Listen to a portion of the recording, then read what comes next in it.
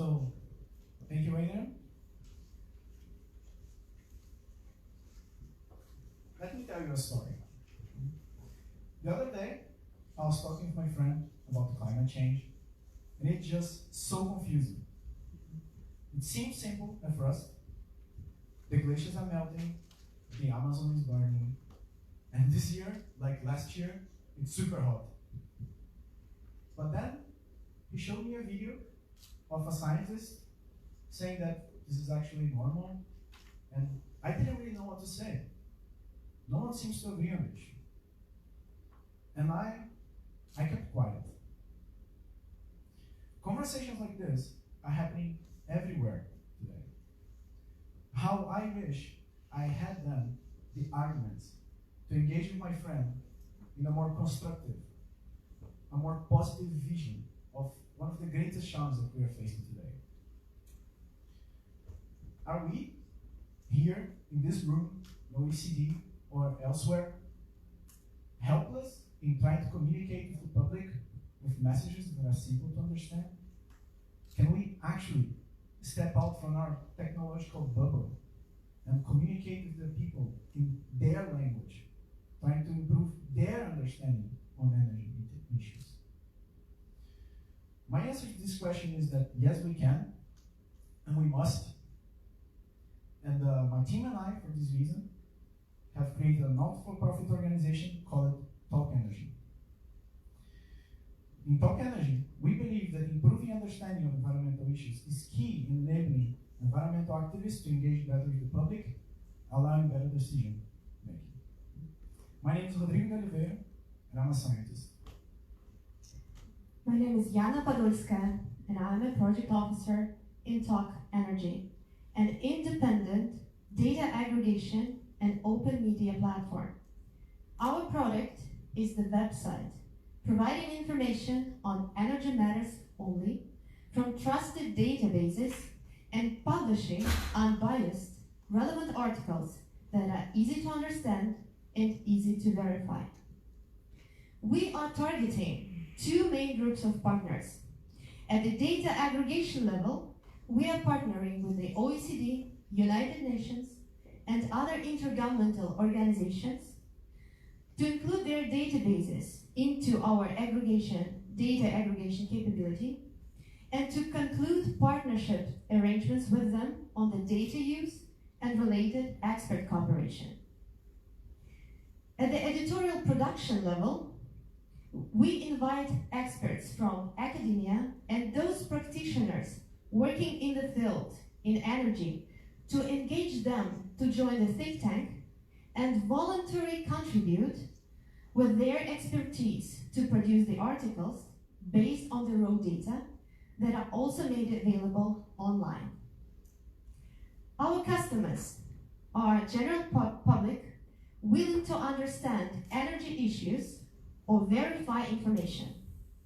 The social activist groups working and engaging with the public and clarifying energy matters, as well as corporations and policymakers that are willing to understand public opinion and interests. We are confident that neutral and reliable information will make a comparative advantage of nuclear obvious to the public, to enable them to make responsible and informative decisions and influence related policies. So you can see in the slides the 5 foreseeable elements of our revenue streams, which include the Talk Energy membership, our corporate sponsoring, our grant projects, advertising and content syndication. You can also see the 6 elements of our cost structure, among them software development for the platform and also operational expenses.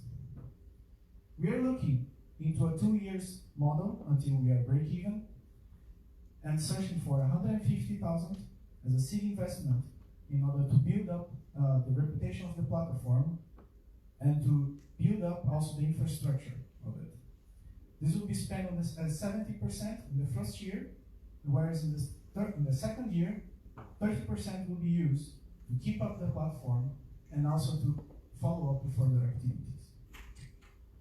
We need a positive, a well-informed community to solve the problems of climate change and stress the role of energy in combating global warming. We empower people to think and talk energy for bigger decisions. The nuclear energy will talk for itself. Join us in this conversation. Thank you.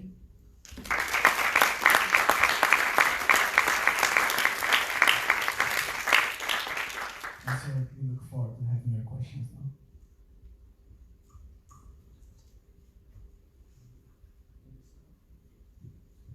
Okay, I'll start us off. I appreciate your pitch, thank you very much. I'm picking up on one of the points you said about your audience. So if I gather right, your audience is the public, the general public, and also policymakers. Both of them may come and approach this webpage in very different ways. And I'm just wondering what's your strategy and your plan to give them the knowledge that they require as an audience, which might be different. So a policymaker might want more in-depth knowledge about a certain topic or a certain legislative area. The general public would not be interested in that detail. How are you going to balance that? So actually there are two points there. One of them is that engagement with the general public goes through actually the articles, which should be easy to understand and easy to verify, so that they can go search further and reach the final end of how this came from. And for policymakers, of course, this might still be useful because actually, policymakers, depending on their specialty, they might be good at already knowing what's going on, but they might also not know, depending on their background. On the other hand, they might want to know how is the public interest in certain issues. So it's possible for us to tell them how the public is engaging with the articles and tell them what the public is interested in. Yes, I totally agree with this, and I want to say that these are two layers of what you have just pointed out. First of all, we think that poor information leads to poor decisions. So in order to influence the policies, we're going to allow people to understand basic knowledge on energy and make their judgments also on climate change in their communities. This will be a direct influence on smart and informative decision making in their communities. Regarding the follow-up activity, this we see as a very sustainable project which will basically shape the community of think tank experts, those whom we are giving the voice to reach their audience and understand the basic matters. So in that sense, we're going to distribute this information among the public, and maybe later on, once we are even through a company, in 2 years as we see it, we may later on work with policymakers, those who would request specific information on the topics that they need. Thank you. Thank you. Thank you for the very nice speech you gave. Very dynamic. We really want to jump. I have a question that is more that is very near to the one already asked, but I would like to have some more precision, especially about the public, because within Orano we conducted a survey recently showing that the young generation is the one that we have to convince. And on Monday and on the beginning of this week, I was participating to a hackathon with 700 young people, 20 years old, and they all mentioned that gaming is very important. Getting the information through games is something key for them. Otherwise, they don't read, they don't want to go in website anymore. So I just wanted to know how you would address this difference of expectation from young generation, especially the Z generation and others. Yes, thank you very much for this question. This is an emerging one. In our business model, we are targeting the environmental influences. Those who are basically providing every day the information through their TED Talks or their articles, they are going directly to the audience, including the Generation Z, on the matters that are important to them and to all of us. Basically, we want to be that type of media which comes to your mind or the mind of any kind of representative of younger generation when they have a question, what they can do against climate change, what it is, and what is their role in that. So in order to empower them, we're going to work through those valuable opinions makers and work with them. And I'm very glad that in our presentation we can already see some feedback from those representatives. If we can just open in our presentation to additional slides. Can we? Yeah. Yes. I think you need to do it through the PC. No, you can go. Keep going. So yeah, this is already feedback of someone that engages with the public, and they would like actually would very much like to have this kind of platform when they can search for the data and reach the final like source, so that they have the trust of the public. However, you mentioned the game. This platform, in a way, is also support for the game, because in any way, if you're going to have a game, you're going to have to explain how things happen, and so you can always reference also the platform, or else also the game might not be useful. So it's a support platform for that as well.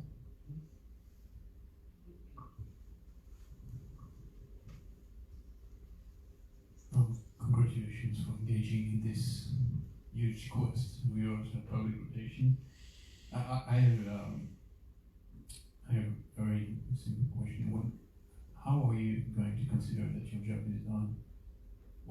How are you going to measure the efficiency of the tool that you're going to provide?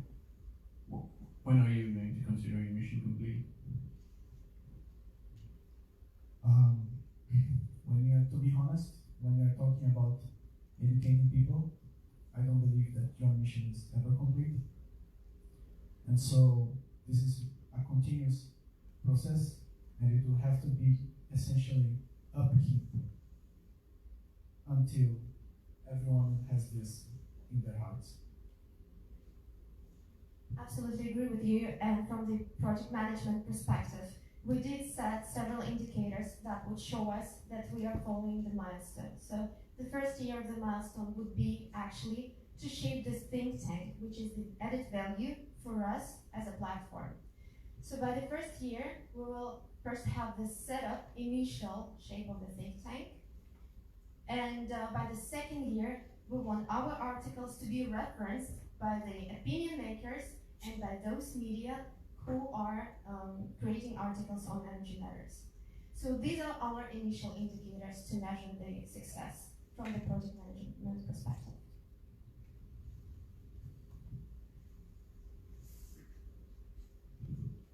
So did you get the opportunity to test different hypotheses of your business model? We haven't come to this yet. However, throughout our 2 weeks very extensive experience on brainstorming on that, we have twisted this model minimum 5 times in different applications before we came up with this idea. Now we clearly know what is the added value, and we think that this makes an additional value for us because we give the power to those people who share our vision and share the values of combating climate change and talking to people and going outside the technical bubble. Have you identified your 3 key assumptions that you have to address absolutely to make sure that the business model is flying? Sorry, it's a tricky question. Well, one of the key, for example, assumptions is that we're going to get reliable data. And so I've already checked, also with my friend. He actually works in the IEA, and he has, for example, already told me like some ways that it would be possible to get access to this data. Another key assumption is that, of course, environmental activists are actually going to use this, and that this is not going to become some sort of partisan, right?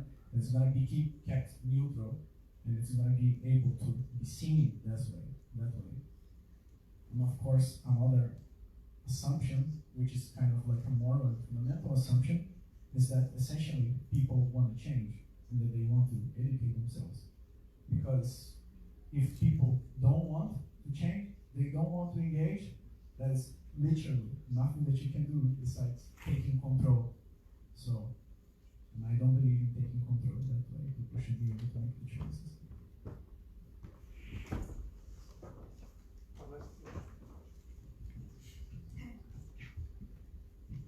Thank you for a great pitch. One thing that I haven't heard is that how are you gonna, there's enough research out there as well that says that climate change is not happening, and how are you gonna address that risk management in terms of your work and your website and the think tanks and things like that? How are you gonna address that? Well, there is research showing that climate change is not happening. On the other hand, I haven't really seen a model where it's actually shown this. So if you allow the data to speak for itself in a non-partisan way, then of course this should come out clear from a scientific point of view. Now, if what people want to do with this information, that's another story. If they want to. Yes, absolutely agree. From a practical perspective, we have a clear tool. We have this think tank capacity. The think tank capacity is being built at Wikipedia-like format. What does that mean?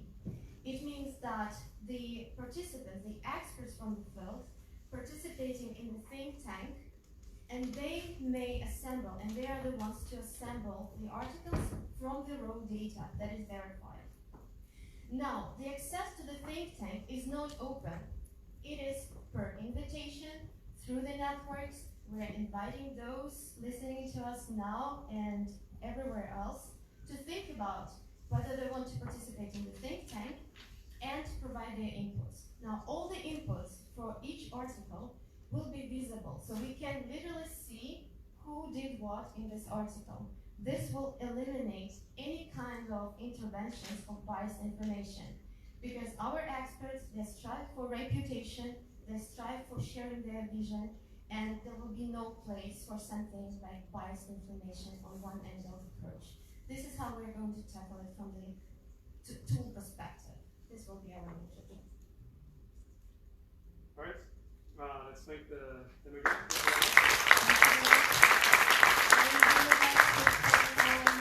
Extraordinary for his help and support, Franco. Thank you very much.